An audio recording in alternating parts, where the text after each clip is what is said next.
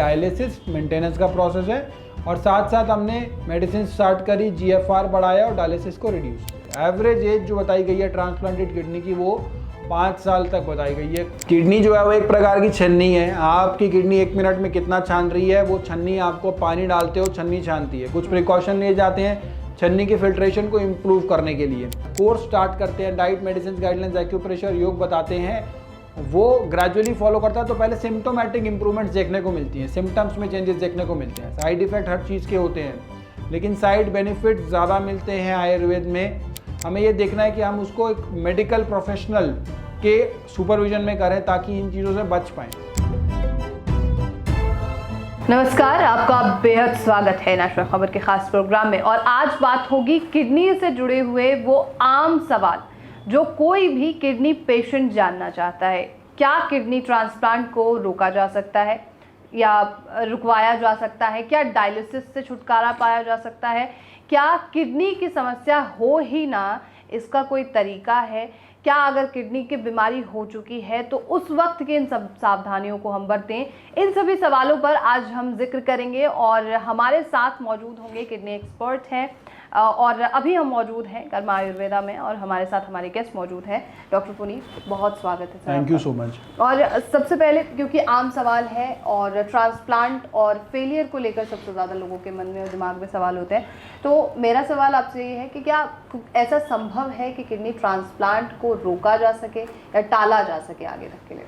देखिए, kidney transplant क्या होता है कि बेसिकली आपकी अपनी किडनी जो है वो काम नहीं कर रही, एक डोनर किडनी आपने ली और अपनी किडनी जो आपकी ऑलरेडी है उसे आपने कट कर दिया और डोनर किडनी को इम्प्लांट कर दिया। अब एक प्रॉब्लम आती है कि डोनर किडनी जो होती है वो बहुत सी बार हमारी बॉडी की इम्यूनिटी से रिजेक्ट करने की संभावना बनी रहती है।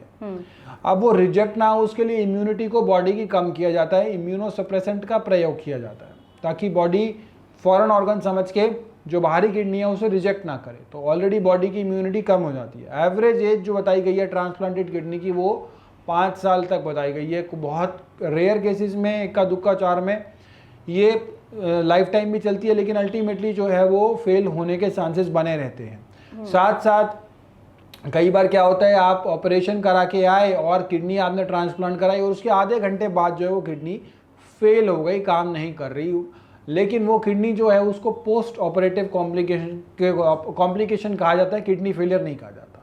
आधे घंटे तक किडनी आपकी लगी, आपका ट्रांसप्लांट हुआ, उसके बाद वो काम नहीं कर रही, तो एक पोस्ट ऑपरेटिव कॉम्प्लिकेशन है। तो किडनी ट्रांसप्लांट जो है वो हमें देख के चलना है कि हमारे पास इसके अलावा और कौन कौन से विकल्प हैं। क्या हमारे पास डायलिसिस, तो क्या है कि आपने कराया, मेंटेन कर लिया बॉडी को, बहुत ज़्यादा पानी भरा हुआ है पैरों में या बहुत ज़्यादा पेट में पानी है, लंग्स में पानी, तो डायलिसिस करा के आपने बॉडी को मेंटेन कर लिया। लेकिन साथ साथ इस मेंटेनेंस को लंबे समय के साथ साथ आपको ऐसा कुछ चाहिए जो आपकी अपनी किडनी को इंक्रीज कर पाए, GFR को बढ़ा पाए, ग्लोमेरुलर फिल्ट्रेशन रेट को बढ़ा पाए, किडनी की कार्य क्षमता को बढ़ा पाए।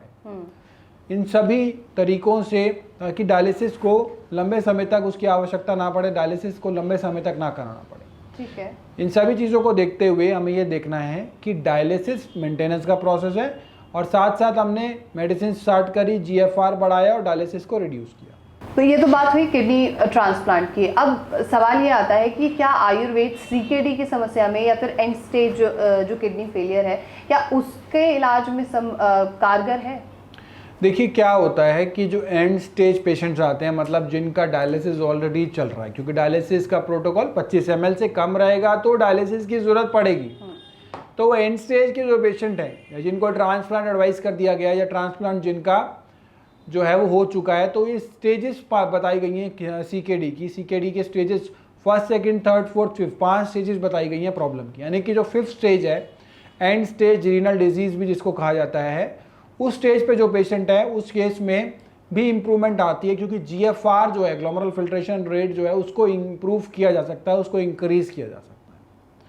और ग्रेजुअली स्टेज 5 से स्टेज 4, फिर स्टेज 3, फिर स्टेज 2, फिर स्टेज 1, ग्रेजुअली इंप्रूवमेंट वहाँ पे भी पॉसिबल है, लेकिन उसके अंदर समय ज़्यादा लगेगा। अगर आप 5वीं सीढ़ी पे खड़े हैं तो नीचे आने में आपको समय ज़्यादा लगेगा, दूसरी सीढ़ी पे खड़े हैं तो समय कम लगेगा। ये उसी प्रकार है जिस प्रकार आप थर्मामीटर में को बुखार में मेजर करते हैं, बुखार से थर्मामीटर को मेजर करते हैं, उसी प्रकार आप देखते हैं कि ज़्यादा बुखार है तो हो सकता है समय ज़्यादा लगे उसको ठीक होने में, और अगर कम है तो वो जल्दी ठीक हो जाएगा। इसी तरीके से आप ये देख सकते हैं कि अगर डैमेज ज़्यादा है, किडनी कम काम कर रही है, तो समय हो सकता है ज़्यादा लगे, और अगर डैमेज कम है, किडनी आपकी जो है उतनी ज़्यादा डैमेज नहीं है, तो हो सकता है समय कम लगे। इट ऑल डिपेंड्स कि आप कितना एक्टिवली लाइफस्टाइल को परस्यू करते हैं, जो बताते हैं।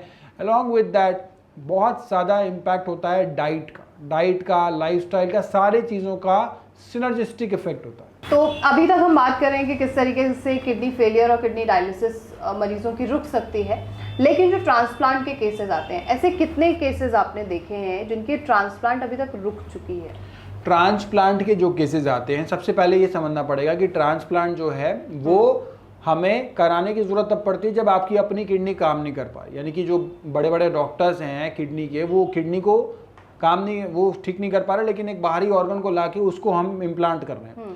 तो ये ट्रांसप्लांट जब पेशेंट हमारे पास आता है, उसको ट्रांसप्लांट एडवाइस कर दिया गया होता है, मतलब उसकी GFR जो है, किडनी की फिल्टरेशन कैपेसिटी जो है, वो 10 ml, 8 ml, 6 ml होती है।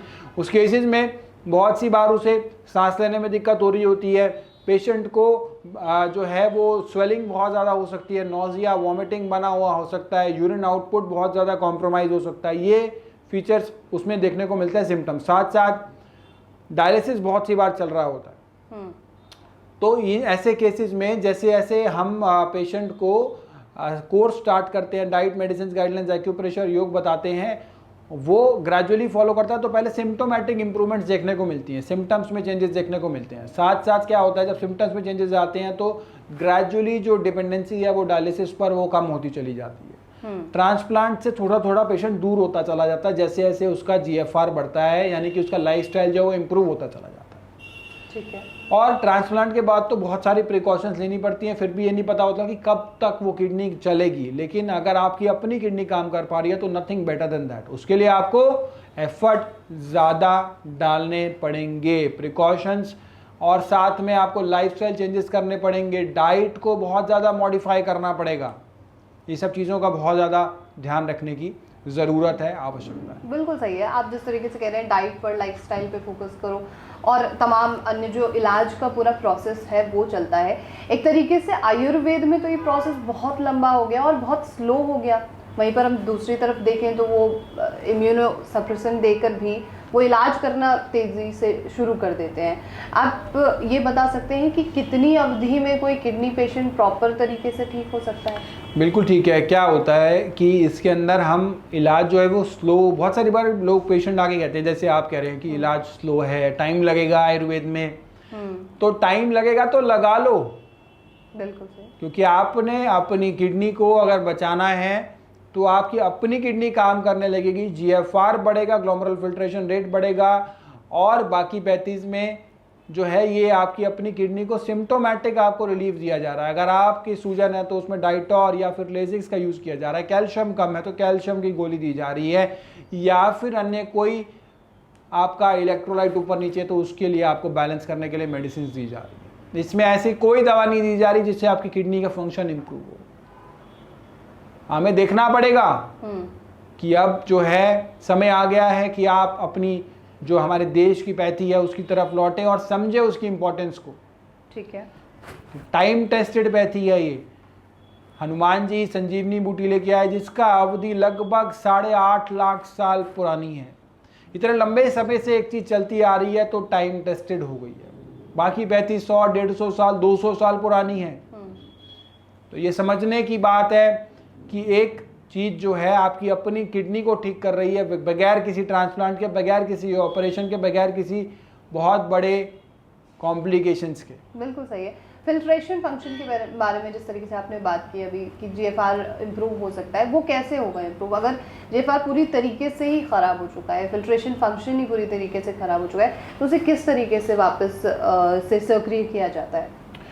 किडनी जो है वो एक प्रकार की छन्नी है। आपकी किडनी 1 मिनट में कितना छान रही है, वो छन्नी आपको पानी डालते हो छन्नी छानती है। कुछ प्रिकॉशन लिए जाते हैं छन्नी की फिल्ट्रेशन को इम्प्रूव करने के लिए।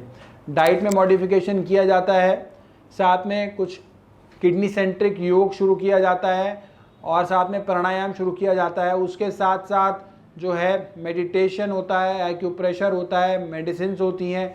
ये सारा समन्वय होता है, इन सब की सिनर्जी में सब चीज़ें जो है वो ग्रेजुअली, जो किडनी का फिल्ट्रेशन है वो ग्रेजुअली इम्प्रूव करता है। अब उसके लिए हमने टेस्ट भी डिज़ाइन करे हुए हैं। जो आपका टेस्ट है रीनल स्कैन DTP, उसमें आपने GFR देख लिया पहले कितना आ रहा है और 3 माह के पश्चात कितना GFR आ रहा है, उसके अंदर हमें डिफरेंस का पता चल जाएगा कि पहले कितना किडनी फिल्टर कर रही थी और 3 महीने के बाद किडनी कितना फिल्टर कर रही है, और साथ में ही आपके सामने रहेंगी चीज़ें। तो ये बहुत बड़ा डिफरेंस कैसे आ रहा है बिफोर एंड आफ्टर में, ये आप सामने देख पाएंगे। बिल्कुल सही है। एक डायलिसिस का पेशेंट आपके इलाज से कैसे और क्या लाभ ले सकता है, इसके बारे में कुछ बताएं प्लीज। डायलिसिस का मरीज जो है वो डायलिसिस पर क्यों है, पहले उसको हम सॉल्व करेंगे कि डायलिसिस पर इसलिए क्योंकि किडनी उसकी एक पर्टिकुलर लेवल से कम काम कर रही है। जब वो उस लेवल से ज़्यादा काम करने लगेगी तो डायलिसिस की ज़रूरत नहीं पड़ेगी। तो किडनी का जो फंक्शन है उसको बढ़ाना, 1 मिनट में किडनी कितना चल रही है, जिसका मापदंड, इसका पैरामीटर जो है that is glomerular filtration rate, उसको इम्प्रूव करना। ग्रेजुअली जब ये इम्प्रूव होता है तो चेंजेस नज़र आने शुरू हो जाते हैं। ठीक है, हम अभी तक में जितनी भी बात कर रहे हैं वो सिर्फ लाभ के बारे में बात कर रहे हैं। क्या जो आयुर्वेदिक इलाज है उसमें कोई जोखिम भी शामिल है? आप एक दिन में कितनी रोटी खाते हो?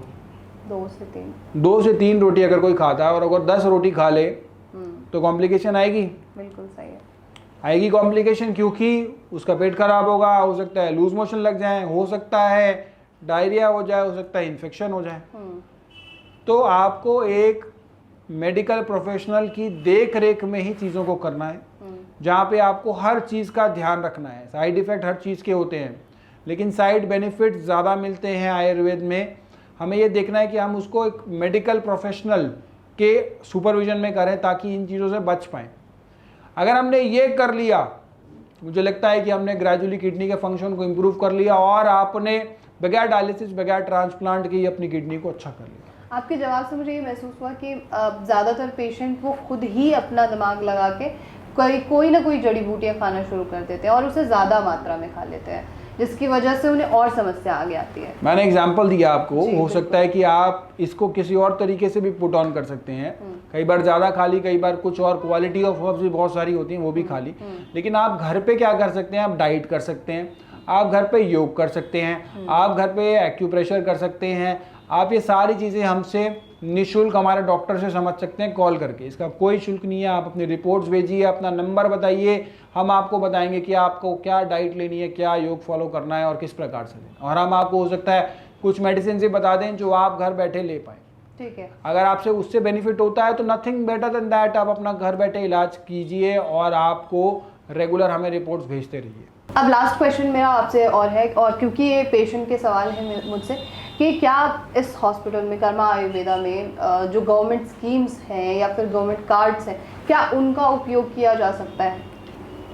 जो भी पेशेंट है जिनका इंश्योरेंस में कवरेज है वो इंश्योरेंस के थ्रू यहाँ पे उसका लाभ ले सकते हैं। CGHS में कवरेज है, CGHS के थ्रू लाभ ले सकते हैं। ECHS के कार्ड धारक है तो ECHS के कार्ड के थ्रू लाभ ले सकते हैं। तो जो भी आप इंश्योरेंस की पॉलिसी है तो उससे भी आप ट्रीटमेंट करा सकते हैं। तो मोस्टली जो है वो सारे इंश्योरेंस पॉलिसी एक्सेप्टेड है और मोस्टली सारे कार्ड्स एक्सेप्टेड है।